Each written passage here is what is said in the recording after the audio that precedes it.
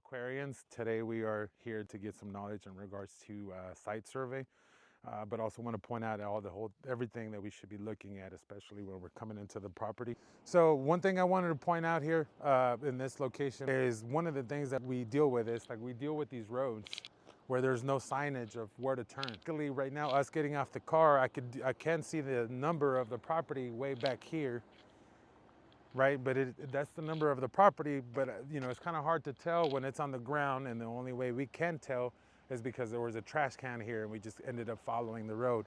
But if you guys are the first ones there, I would recommend if you could take pictures from here all the way to the installation site, that would be great, just to again account for anything that's abnormal, anything that may impede us or the machine being delivered.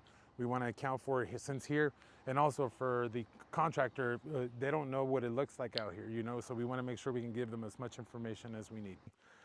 We definitely want to be cognizant of situations where like low-hanging trees, the driveway, how long is it going to take for us to get to the actual location of where the machine's going to go. So right now, again, the first thing we want to make sure is like once you guys are on site and you guys are going through all this stuff, that you've already accounted for clearance. Next, we'll look at the second or first, the most important thing before we bring a machine or a unit on site. We definitely want to make sure that the customer provides enough power, that they have enough amperage and breaker space in order for us to make sure that whatever else we're going to be doing is the right process, and understanding that. So we'll walk over here so you guys can kind of see the electrical process here. It's just us making sure that based on the machine you're trying to sell, that we have the appropriate breaker size, meaning the main breaker and appropriate breaker space for our machine to be put in. Considering that you could also add the mini dab pump, and that would also require its own breaker space. But if we take a look over here, let me show you guys the electrical process. Very cool property here. So they have all their electrical stuff is behind this door. So all the electrical stuff is kind of pretty much obviously in one area for us. And this is not, pretty difficult at all. This is pretty easy, all flexible conduit. We don't want to destroy their property or anything like that. And obviously accessibility is great. We could tell based on their panel that they have, still a good amount of space in this area. And again, the main things that we want to look at is obviously the breakers, making sure that we have enough breaker space for our machine, right? We normally need 3 breaker spaces, and that would include one for the mini dab, but we use a double pole breaker just like you see here. And then we still need one of these little skinny ones for the actual pump itself. So again, I want to remind you guys, we're looking for 3 slots. One that fits a breaker that's this thick, either for our Hydropack S, for the Hydropack, or the X. We're always going to need 2 slots. And then the third slot is always going to be for the pump, if they want to pump or not. But again, what's dictated with this is breaker space, and then a main breaker that's supposed to be up here that shows you the entire amount of amps that are available to the whole breaker box. So we'll need a clear picture of that, and then a clear picture of this as you submit your site survey, to make sure that we're accounting for anything regarding the electrical process. But that's, again, basically what we're looking at. Main breaker panel that should be up here. In this case, the gentleman that lives here, he's a contractor, so he verified that there's 200 amps to this panel.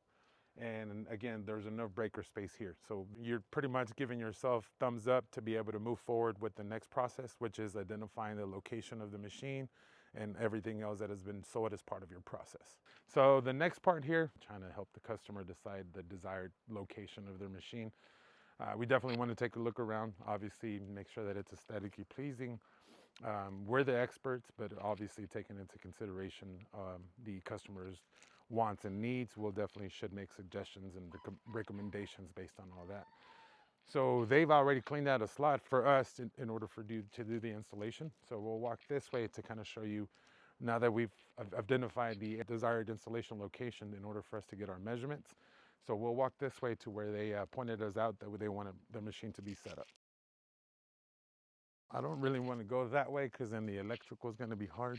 These are our construction marking flags in order for us to mark the path of where electrical and plumbing are going to be running, and also the desired location. Right now, we're currently just getting pictures of random areas just like this. So it's kind of hard for me or the contractor or any contractor to figure out where exactly you're talking about.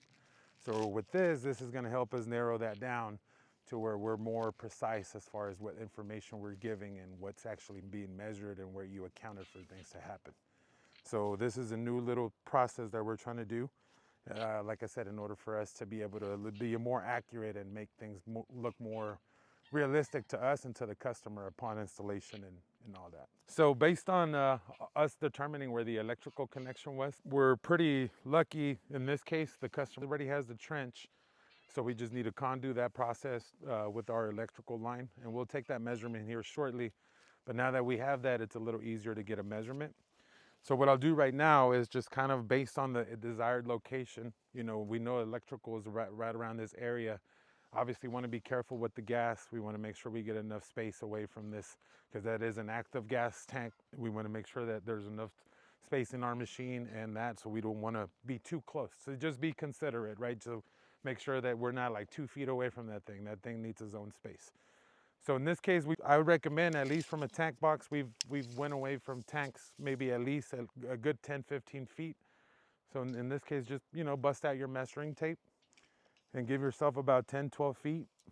You know, right about there is 7 feet. So right about 10 feet. Right about 10 feet, that's where we want to set up the location for the machine. Again, this is all just based on space. And the fact that the customer's still bringing the water tank into this location, we want to make sure we have enough space for our machine in this area.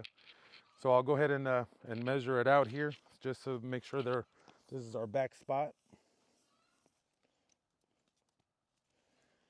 And now with the flags, guys, you could do them if you feel more comfortable, whether it's 2 to 3 feet. I wouldn't go more than 4 feet. I would say every 2 to 3 feet, you should set one of these up. And it's just easier for us to determine location of things. So again, this is definitely just painting a pattern for us and the customer, you know, in order for us to make things look a little bit more professional, give the customer aesthetics easy on the eyes of the setup or what to expect or what's coming.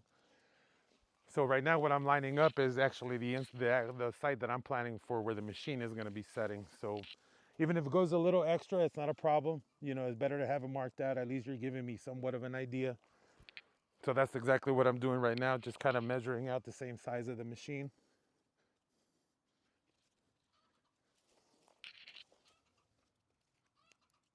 I'm just marking a whole perimeter so it's easier for you guys to tell what we're dealing with here. Alrighty guys, so essentially what we have marked up right now, that's actually just the machine. This is where we want the machine located. Now I'm just doing this right now with white flags, but we're gonna get a color coordinator so you guys can tell me exactly where things are gonna go. But now that you have that marked up, it gives you more of a visual of where things are gonna go. So essentially, again, this is our Hydropack X destination. The customer's gonna have their water tank on this side. So right now we're just marking stuff for us, for our contractor, to make sure that the contractor understands where things are gonna go and how we're gonna do this. So now that we've got that marked out, the next thing I would want you guys to mark out is the two most important things is going to be where are we getting to the electrical and where's the plumbing location gonna go. So in this case, electrical, we're gonna go down into that existing trench. It's already trenched that way. So all I need you guys to do is kind of outline where it's gonna be possible. So as we go this way, I'll kind of show you guys. And this is the cool part, since there's a bunch of grass, this is exactly why we need these markers. So I'm gonna show the path here for electrical. All right, so our electrical, we can kind of see that it's gonna have to go down this way. And again, we're gonna color coordinate these flags. So these essentially should be a red or a yellow to signal out that it's going to be an electrical line. And then for your plumbing, you're gonna have a blue line, same thing, right? So in this case, again, you kind of marked it out where the trench goes. And now we understand, you know, that it's gonna go that way. So in this case, obviously I understand it's a little brushy right now, but we'll do as many as we can just to make sure that the contractor can see that line.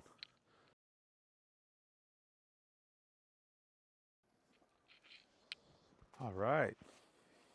So that's our electrical line being marked out. Now we know exactly where we're going. In this case, the plumbing is going to be pretty easy. Again, they're moving this tank to the location of the machine. So the plumbing in between there We can just space out how much space there's going to be between the tank and the machine. And it could be a rough estimate. Again, the more slack you give me to work with, the better it is for us to have an actual accurate number of plumbing and electrical material that is going to be needed for the day of installation. So again, even if you give me a little bit more extra feet, then that's ideally what we're looking for. Instead of being short, having to make a run to the store for something, we at least can account for extra material, always a better situation than being short. So the only other thing, aside from this, now that you guys have this marked up all the way over there, now it's still on you to turn in accurate linear footage. You still want to get the measurement of how many feet of electrical wire am I going to need from there all the way to our location. Right, so we'll capture that measurement, but again, the main thing for this is to be a visual. Now that the contractor gets here, there's a clear idea of what to do, where things are at, what's the desired location, where the lines are at. Everything's pointed out. It makes it just a total process much easier. So again, in this case, we will account typically, for an installation where the tank is going to be that close, you're probably going to spend maybe about 20 to 30 feet of plumbing, and that's just for all the lines. But they have an existing process, so we may not need to do a whole lot other than just have our machine put water into this tank, and then they'll take care of the rest. And we'll record that on our next process when we actually fill in the whole installation and we go through the whole process of the installation.